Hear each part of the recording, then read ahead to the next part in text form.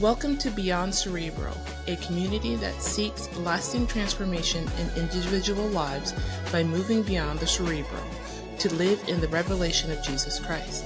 Thanks for tuning in today. If you want to learn more about our community, connect with us by scanning the QR code on your screen.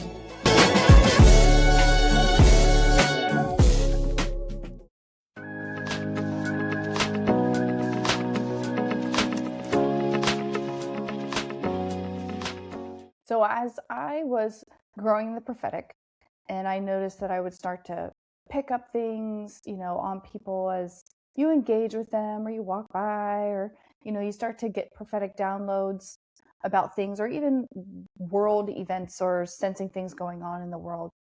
I started to get really concerned about judgment, because Jesus says in Matthew 7, "Do not judge, or you too will be judged.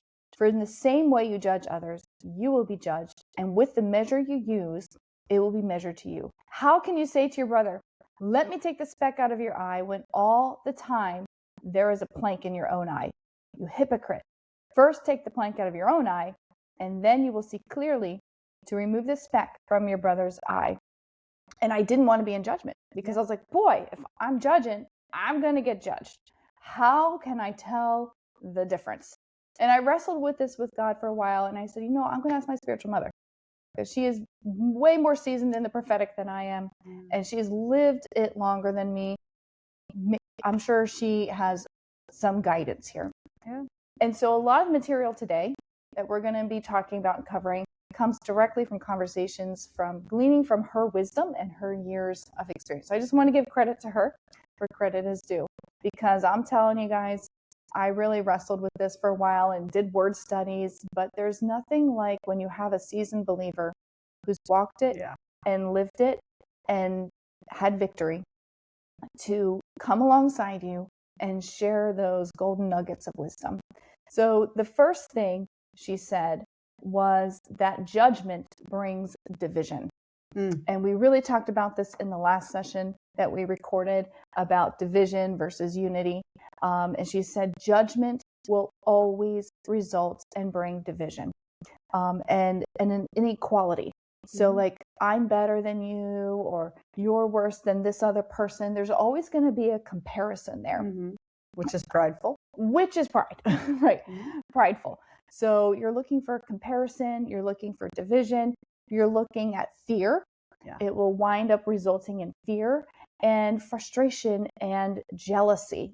So again, looking at the fruit of that and the heart posture of that, more so than anything else, really, is kind of what I gleaned from that. Because I was like, okay, so let's say you see something and it's an action or behavior or something from somebody else. Where's your heart? Yeah. Are you comparing, oh, I'm so much better than them because I didn't do that? Or is there a fear there that it's tapping into? And sometimes when we get those really strong reactions, I'll say, they evoke those really big, well, you kind of really get up there, right, in the volume. Or you get on the social media and start all the posts, Okay, check and see if there's a fear that it's tapping into. Because a lot of times there's a fear kind of at the base of that, and that's a judgment. Yeah. And that is going to bring division, especially if you go and you spout it off to everybody around you and the world out there. So again, judgment brings division, inequality, comparison, better, worse, jealousy, fear, and frustration. But Jesus doesn't teach us that way. No, not at all. And a great way to avoid all of that is, putting yourself in other people's shoes. I feel like Jesus wants us to see people, right? He saw people. That was something that we had spoken on before too. When you think like the story of the woman at the well, like he walked up to her and saw her. We should see people. So if somebody's coming with something and you're like getting all judgy about whatever they're doing, whatever they're thinking, like sometimes it takes a moment to just stop and go, okay, wait, why are they acting that way? Or what's going on in their life even? Like, okay, how do I put myself in their shoes today and say, maybe there's something going on there. Maybe I'm being judgmental about something that they're doing. I think for me, I think I've talked about this in other videos. For me, usually this comes out when I'm driving and I am judging the person who just cut me off and did something dumb. And I'm like, well, you're a horrible driver and you did this, that, the other, whatever. Maybe they're just having a really bad day. Maybe they're racing to the hospital and that's why they cut you off, because somebody that they love is sick or dying or whatever. Like, there's so many things that can be happening, but I'm quick to judge them and be like, you're this, you're that, you're this, instead of wait a minute. Let me put myself in their shoes. What could be happening in their life? What's going on there? It just disarms us and it helps us to see then a lot better and not be judgmental. And maybe even if you can stop, because once we start judging, we kind of shut off our flow from God because we're no longer paying attention. We're no longer listening to maybe what he has for us. And so if I can get into discernment instead of judgment, discerning goes, okay, Lord, help me see in this situation. What can I do to disarm this person or this situation? What can I be saying? Is there something, a word of encouragement I can speak, something that I can do to change that judgment to discernment? Sometimes we need to do that. Yeah, I love how you said that, because I think when you operate in discernment, you're more looking for the Father's heart and the Father's perspective. So the evidence of the action doesn't change, right? The situation doesn't change.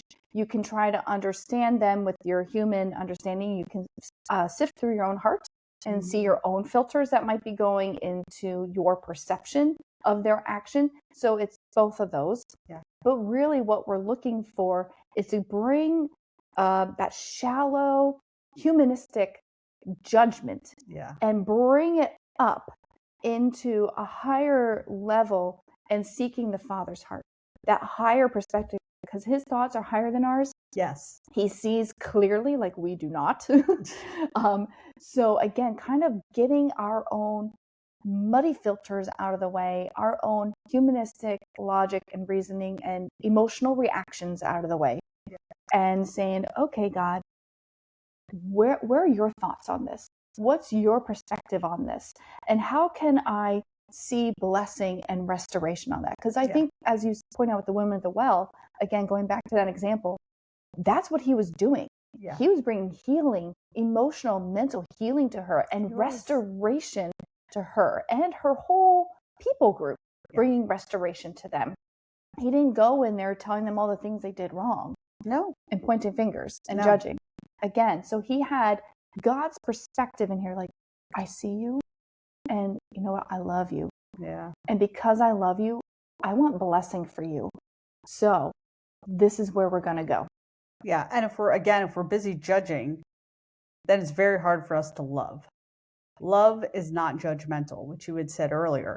Like, that is we have to understand that when we are judging, that is not the Spirit of the Lord, right? God doesn't ask us to do that. God asks us to love. God asks us to discern so that we can hear something for somebody and actually encourage them in the words. Because my words, I can talk to you till I'm blue in the face and tell you what a great person you are. But there's one word that God knows exactly what to say to your heart. And if I hear from him and say that to you, it's so much more powerful than any of the things that I come up with. So I always want to be walking in discernment and hearing him for people. I'm not saying I'm perfect and I do it every time, but I endeavor to, because I know that when I hear from him for you, it's better than, any judgment or anything that I can work up. So, Yeah, and I think too, you talked about that heart of love. In the Bible, it says that mercy triumphs over judgment. Every time. Every time, guys. So whenever I feel those judgments rising, because I'm a person, we get there. We do that. I'm still growing.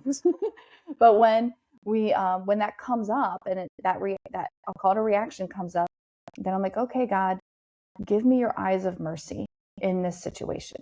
Give me your eyes of mercy, so I can align with your heart and bring the power of your grace into this situation, into this person's life, into the circumstance. And again, that goes on to, where's our focus? Is it my work or is it the Holy Spirit's work? Am I looking to act in the wisdom of God or out of a reaction of fear or anger? And when you look at John 16:13, I think this goes so well here. It says, But when he, the Spirit of truth, comes, he will guide you into all truth. He will not speak on his own. He will speak only what he hears, and he will tell you what is yet to come. Like, if we are not listening for that truth, if we're not listening for what he speaks to us, right? Like, then again, that's the trap. That's when we can get into that. We're moving more in our own brain and our own judgments and our own thought processes and things instead of what God has. So yeah, I really encourage you in that. If you find a moment where you're feeling like you're judging somebody, again, why are you judging them? Like Debbie said, like, what's the base of that? Because a lot of times it is an insecurity in us for why we're judging them. And then stopping and go, okay, God, help me not be judgmental here. I want to hear from you. I want to discern and what's good in this situation. And we're not talking about things that would go through the justice system here, right? Of course. Okay. So if there's a justice system issue, then that's a justice system issue, and it can go through that system to have the law of the land do its job. Sure. And okay, they're supposed to judge, because and they're that's supposed law. to. That's different. That's law. That's different. That is not what we're talking about here. I just kind of want to highlight that for Yeah. 1 second here. So if there's a justice system issue, use the system. That's what it's there for. But we're just talking about all of those other myriad, unlimited opportunities we have to grow in mercy instead of falling into the trap of judgment. I think that another part of judgment versus discernment is what is, again, the result. What is the fruit of that thought and of that emotion that you're leaning into? Is it accusation or is it intercession? There's only one accuser of the brethren, and it's not Jesus. So Jesus intercedes. So again, am I leaning into accusation and finger pointing, or am I on my face before the Lord in intercession for breakthrough, for blessing, for healing, for restoration? Yeah. And the fruit of that, so different for your own heart. There's so much freedom in that. If you get stuck in accusation, guys, it's a cycle and it is bondage. It's a trap. Yeah. It is a seductive trap, and you don't want to get stuck in it. Intercession is where the power is to actually see change, to see change in that person's life and to see God's change. Now, it may not happen in your time and it may not happen in your way, but God's change and God's version of justice, which again may not match ours, will be at work, because you're going to be releasing it into that situation. And that's our position, because we are called into that same ministry of Christ, right? Which is intercession, not accusation. Yeah, that's good. That's really good. Talk to us about the drama triangle. What does that look like? So the drama triangle was developed by Dr. Stephen Carpenter. And I think I see this a lot, especially on social media, where there's like a hero and a victim. There's helplessness going on. And it just glorifies this whole weird paradigm and relationship between parties, between people, between groups. And there's so much of it going on. And it's really unhealthy, because it's like, again, where is the focus being drawn? Is it being drawn to the hero who comes in and saves the day, to the victim who is helpless and is in need of this hero, not God, in need of the hero? And it's a very dangerous situation. It kind of plays on a lot of those human reactions that we get, that fear and that anger, our human sense of justice. But I think it's really dangerous because it doesn't focus on the work of the Lord. It's not bringing glory to God. No. And anything that takes away from the glory of God, the work of the Lord, and focusing on the Lord, I think is a little dangerous. And I see this happening even in, churchy type circles on social media, where again, it's like finger pointing, victimization, and hero mentality. And really, we're here to build kingdom.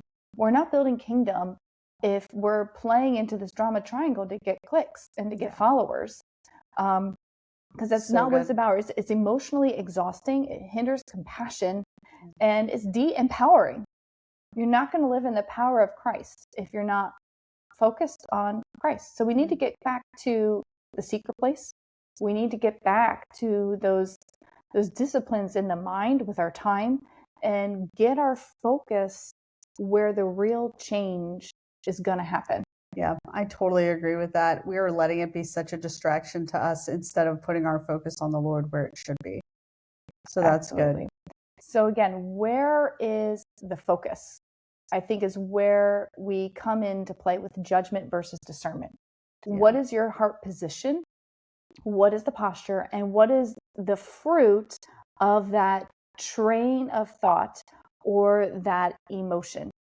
Is the fruit division, jealousy, fear, anger, frustration, inequality, comparison? Yeah. That is not God.